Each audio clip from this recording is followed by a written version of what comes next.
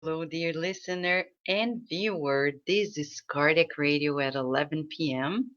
as we study the amazing book Ceifa de Luz in Portuguese, in English, Harvest of Light. This is Emmanuel through Chico Xavier unfolding the Spiritist teachings as we have learned from Allan Kardec. When we say Allan Kardec, we mean the whole group of spirits that were discarnated, guiding the mediums and answering the questions that Kardec was asking, as published in the book, The Spirit's Book, in 1857, and thereafter. All the books of what we call the Spiritist codification. And you can find all these books at Amazon.com, anywhere you are in the world. It's in many languages. Now we're studying the book Ceifa de Luz, Harvest of Light by Emmanuel through Chico Xavier, a book that was first written through the mediumship of Chico Xavier in 1972.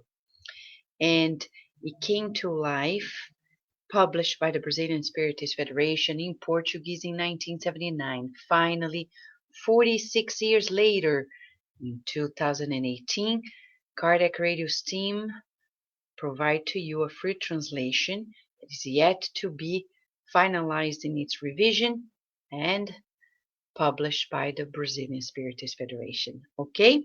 So today we're studying chapter 60 and it's titled Illuminate Where You Are. Illuminate where you are, and I'm giving you time to join us. And I'll tell you this, Emmanuel is going to quote Matthew in chapter 5. And you know what chapter 5 is all about? The Sermon of the Mount. But do you know why? The context in which the Sermon of the Mount came along? You know that Gandhi, though not Christian, he mentioned once that the teachings proffered by Jesus Christ on the Sermon of the Mount summarize everything. And it's a guideline for every individual's conduct. In the book Good News, which is already translated, super revised by a team of experts and linguists, it's already in English, the book Boa Nova, Good News by Humberto de Campos, in chapter 11, the Sermon of the Mount. I'll read to you just the context in which Jesus went to the top of a mount and proffered the Sermon of the Mount. Why did he do that? What was the context? To the point that he mentioned, you are the light of the world. Why? Why? Well, what Humberto de Campos tells us is the following, that Levi, okay, Levi, had a small group of unfortunates who were in his house around. They wanted explanations about the gospel of the kingdom in order to work with more precision in the efforts to observe the teachings of the Christ. Levi, as the tax collector, was a little bit dumbfounded. He said, and to each one of them, Lysander, how are you going to be able to accomplish anything if you're crippled? Aquila, were you not abandoned by your own family under the weight of serious charges? And come on, Paphos, would you be able to build anything in light of your current afflictions? So the challenged individuals were humiliated and crestfallen, and they left. Levi's rude words awakened them, and they were feeling more pain than ever. Later, this group of poor and unfortunate individuals withdrew in dismay. However, the Master would preach on the Mount that afternoon. Now we're understanding the context. Humberto de Campos is giving to us the context why Jesus went up to the mountain and preached in that way. Perhaps they thought, the individuals who were in dismay, he would minister the lessons that they needed. After a few moments, Jesus entered Levi's house, followed by Andrew, where they started talking lively. At one point in the conversation, the tax collector naively reported the earlier occurrence with a smile. He joyfully finished his report with these words: "What could the gospel of the kingdom achieve with the crippled and the beggars?" But suddenly, recalling that the other fellows were poor and humble individuals, Levi added, "It is fair to expect something from the fishermen of Capernaum. They are fearless and strong men, and they do a good job. But I don't see how to accept the contribution of the unfortunate and defeated who seek us." Jesus stared at the disciple with deep zeal and kindly spoke while patting him lightly on the shoulder. Visualize Jesus, huh? He stared at the disciple with deep zeal and kindly spoke while patting him lightly on the shoulder. You see, this Jesus that Humberto de Campos describes is unprecedented. Nowhere we know the details of his emotional body language like we know here. So that's why it's vital to read this book, Good News, and pray that the Brazilian Spiritist Federation releases the English translation, because the world needs it in English, not only in Portuguese or Spanish or Finnish or Russian, and in French, because it's already published in many languages, but not in English. So it's already there since 2016. I would recommend that you go to the page of the Brazilian Spiritist Federation, send them an email asking them to kindly publish it, because it's been long, long there. And Jesus said, however, Levi, we need to love and to accept the precious collaboration from the unfortunate of the world. Since the gospel is the good news, how is it not to be God's message for them, the sad and forsaken in the immense human family? The victors of the earth do not need good news. In the mishaps of life, individuals hear the voice of God more loudly. Seeking the oppressed, the afflicted, and the slandered, we feel them so close to heaven in their hopes that we recognize in the quiet courage that they reveal a sublime reflection of the presence of our Father in their spirits. Have you observed any victor of the world with a higher concern than to defend the fruit of their material victory? So Jesus goes on and on.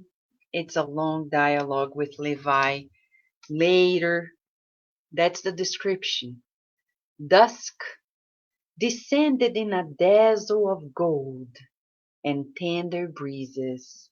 Along the mountainside, the massive rabble jostled one another.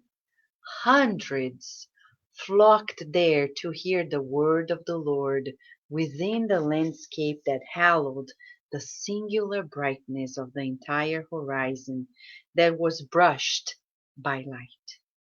There were trembling old individuals, simple and generous laborers, peasant women attached to their little children, among the strongest and the healthiest. There were blind and sick children, and ragged individuals showing the vermin gone in their hands and feet. Every one was pressing themselves against one another, breathless.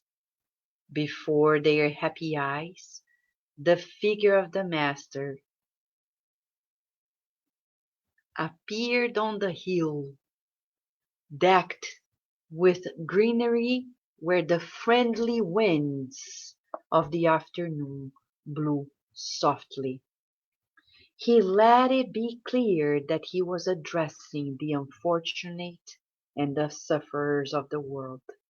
It was as if Jesus were illuminating Levi's spirit, who represented the intellectual aristocracy among his disciples, since he was a tax collector. Jesus preached the Beatitudes of heaven firsthand. His voice was like an eternal balm on the wretched hearts.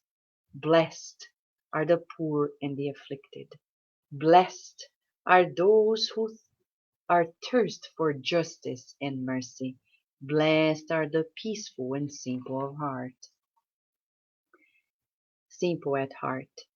He lengthily talked about the kingdom of God, where love would build everlasting and sublime wonders. His promises seemed directed to the immeasurable human future. From the top of the hill, a soft wind blew in delicious waves of perfume. The breezes of Galilee were impregnated by the powerful and indestructible virtue of those words, and obeying a superior design, they would be spread among all the afflicted of the earth. When Jesus finished his speech, some stars were already shining on the firmament as radiant, divine blessings. With a soft glow in their eyes, many suffering and oppressed mothers brought their little children to be blessed by him. Elders, with their foreheads snowy by the winters of life, kissed his hands. The blind and the lepers surrounded him with a smiling countenance and said, "Blessed be the Son of God." Jesus welcomed them joyfully, sending every one an affectionate smile. In that unforgettable dusk, Levi felt a different emotion taking over his soul. He then understood those who abandon worldly illusions to do so to rise themselves to God. He noted that the ranks of humble people were taken in by an immense comfort. Among them, the disciple realized that the humble friends who had visited him in the afternoon were descending the mount, embracing one another with an expression of great happiness, as if boundless joy propelled them forward. The tax collector of Capernaum approached and greeted them, overflowing with joy, realizing that the teaching of the Master in all his light would encompass the infinite future of the world. Great hope and indefinable peace penetrated him deep inside. On the next day, the former publican opened his doors to all guests of that memorable dusk. Jesus attended the party. He shared the bread and rejoiced with them.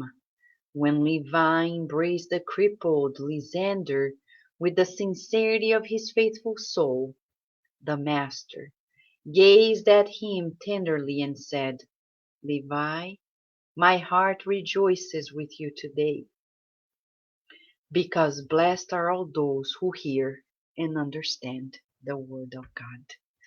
Now, my friends, thanks to the mediumship of Chico Xavier and the phenomenal writings of Humberto de Campos, as Carol Correa says here, one of the revisers of the book, Humberto de Campos provides such a vivid description. We feel as though we are there together before the Master. Thank you so much. And I think you're right. It is, and Carol sending the Brazilian Spiritist Federation a line requesting that this book be translated sooner than later, because it's been more than 2 years and we're still waiting their decision. It's not a priority for spiritists around the world to publish in English. Only a few have that priority, and Kardec Radio has made it a priority since the beginning. So we hope that people do not forget that the world also deserves these beautiful works to also illuminate themselves. So now you know the context of the Gospel of Matthew in chapter 5. It was at that moment that Jesus said to the world, "You are the light of the world." What does Emmanuel say in that regard? Is there anything else to say? And you'll be surprised. As I was surprised reading chapter 60 of the book Harvest of Light. Now we're ready to read Emmanuel's take on it and his development. It goes hand in hand with the scriptures, since Matthew 5, then Humberto de Campos, and now with Emmanuel. Illuminate where you are. You're the light of the world, said Jesus in Matthew 5, chapter 5, verse 14. Emmanuel says, look around you. The night of guilt, the darkness of delinquency, the shadows of obsession, the labyrinth of trials, the caves of indifference, the prisons of selfishness, the layers of ignorance, the fog of anguish, the clouds of suffering, the mist of tears. List the enclosures of life where the soul's needs obscure our paths and extend help and understanding, peace and hope wherever we are. The Christ said to us, you are the light of the world, and every individual is a source of light because one is in oneself a source of love. Wow. Right, friends. Why is it important? First assessment question for us. Do we still think like people at Jesus' time? When we see somebody who does not have power position, do we see them as powerless? Because that's how people saw others at Jesus' time. Judas failed because he believed in the power positions of the world. He believed in the power of money. He believed in the power of beauty, in the power of health, in the power of social status. Do you? We need to think. Because many people didn't recognize the greatness of Chico Xavier. Why? No power, position in the world, no money. And I'll say this kindly, no extraordinary beauty, no fantastic health, a lot of complications. Thank God, the light of the world does not depend on anything material. Tonight, Emmanuel is telling us, you need to debunk these ancient prejudices. We need to do it. You need to illuminate the world where you are, he's saying. Do not expect, let us not expect the material mechanisms to illuminate where we are. Joseph, the governor of Egypt, ancient Egypt, he was sold by his brothers as a slave due to envy. He was enslaved, imprisoned. In his prison, there was a moment. He understood that God had a plan for him. So he opened himself and awaited, faithfully illuminating himself. He talked to the guards who were there. He prophesied. He started revealing, decoding the dreams of the guards, of other prisoners. Till one day, the Pharaoh of Egypt had a dream and could not decode it. One of the guards came to the Pharaoh and said, there is somebody in our prison who decodes all the dreams. He's a prophet. Bring him here. He decoded it. He was made governor of Egypt. Joseph, governor of Egypt. And he was able to guide Egypt throughout 7 years of abundance, 7 years of misery, of scarcity. And one day, in those scarce days, but providently taken care of, he saw his brothers coming along in the line requesting for food, and they didn't know where the brother was. He recognized them, forgave them, and invited them to live with him in the palace. Why we're saying this? Joseph of Egypt learned to illuminate in a prison. He saved a nation, an empire. Where are you living now? There are people who are experiencing, as Emmanuel says, look around you. There are people who are living in the night of guilt. There are people who are living the darkness of delinquency, the shadows of obsession,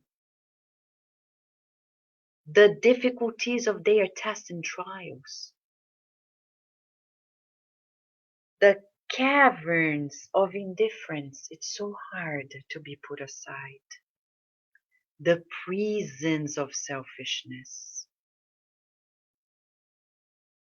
the layers of indifference, of ignorance, the mist, the fog of anguish doesn't allow us to see clearly, the clouds of suffering, the mist of tears.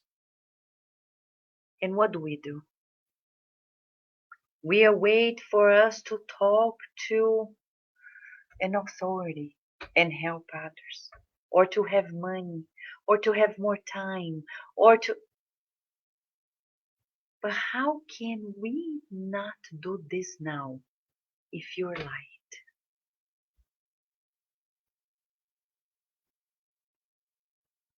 In the first International Spiritist Youth Weekend, and I want to show to you, we have this magazine, the Spiritist magazine, and this is issue 42.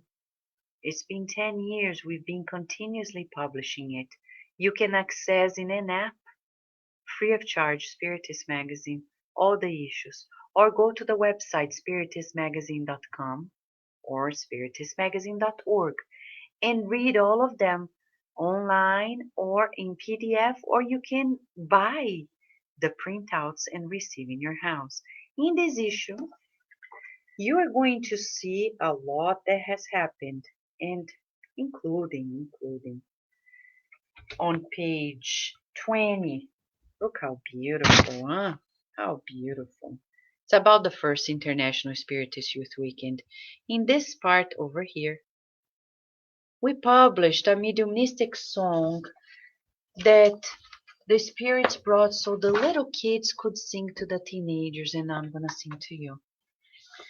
You are love, you are light, you are God's, you are God's, loving one another, loving one another is the way to go, is the way to go. You are love, you are light, you are God's, you are God's, loving one another is the way to go. And you can go to spiritusyouth.com or spiritusyouth.org. When you click on Children's Workshop, you can click on the video seeing the little kids singing to the teens the very song that represents to us the very call of Jesus to all of us, not only to the teens, but to you. What is the difference between a child, a teen, and us? The body. What else? We're still learning. Just like children, we're learning to love, learning to serve, learning to be good. So there's no difference. We need to keep ourselves open, right? So you can go there to spiritusyouth.org or spiritusyouth.com and click on Children's Workshop, and you can see the beautiful little clip of the children singing. Keep that in mind, because today Emmanuel is saying, not only your light because you are source of love, he says. Did you know it? Are you feeling defeated, sad, guilty? Don't. Tell yourself, I am love. I am love. I am light. I am God. I am God. Loving one another. Loving one another is the way to go. Is the way to go. I am love, I am light, I am God. God with a minor, a little g, part of God. I am creature of God. That's what it means, like Jesus said. Loving one another is the way to go, is the way to go. So tell yourself, I am love, I'm light. Let us illuminate ourselves. Whenever you feel something is off. Today, we were at the Spiritist Center of Virginia teaching babies about and toddlers about spiritism, spirituality. It was the lesson of letting go. And I took a picture of Virginia who was helping us, and I joked with her, "Oh, I see a light on your head in the picture." She said, "No, it's the light in the ceiling." I said, "Well, maybe it's your light because you have a loving mind, a loving thought." And she said, "Mom, sometimes I have bad thoughts." "What kind?" "I don't know. I don't remember now." I said, "What do you do when you have bad thoughts?" She said, "Well, I pray." And then I said, Joana de Angelis taught us that whenever we have a bad thought, we can quickly substitute by a beautiful one. And this song is a beautiful one. Tell yourself, I am love, I am light, I am God, and so are you. Loving one another, loving one another is the way to go. Right? All right. So that's chapter 60. 60. So what do we do in the next 24 hours? Easy. That's an easy one, huh? Sunday, Monday. Easy one. Whenever during the next 24 hours we feel like not all too good, whatever it is, let us tell ourselves, I am love, I am love. I am light. I am God. I am God. Loving one another. Loving one another is the way to go. And Rudy is back. Welcome back, Rudy. Thank you, John the Rosa. I wish maybe in the spiritual realm, John, I'm taking singing lessons. You're always so kind. Thank you so much. Thank you. So, what's gonna happen tomorrow? You think Emmanuel is, Mamma mia, Emmanuel is phenomenal. Thank you, my friend Chris Anastasia. Big hug to you. Can you believe it? He's just getting better. As we get to the end of the book, he's getting us more and more like closer to our divine essence. Oh, Emmanuel. Oh, Emmanuel. What can we say but thank you? Tomorrow's chapter 61, he's going to talk about indestructible peace. Yes, he's going to talk about indestructible peace. Oh no, I want this. What is the recipe? Come back tomorrow. He begins by quoting Paul to the Colossians, and the peace of God rule in your hearts. What is it? I don't know, but tomorrow we'll get to know. For now, your love, your light, you are God's joy of living. Illuminate where you are, my friends. Let us make light because we need it to let it shine. Let it shine, let it shine, let it shine. Thank you, dear Carol, Rihanna, beautiful friends, Daisy, and all the friends, Silvio Otero, our dear Adilson. Thank you, dear Dilson, for your loving kindness. Teresa Castro, I, our dear friend Raquel Bakeshi, Rod Bacani, Elza Leal, Valéria Benfica, Sunshine, Dana Verducci, Kátia Yushkak, Andrea Torres, João Bosco, Alexandra Azevedo, friends, Chris Anastasia is here. Let it shine, right? Sunshine. Thank you, friends. And until tomorrow, don't forget, let it shine, let yourself shine. The world needs you. We need you. Thank you, friends. Until tomorrow, God willing.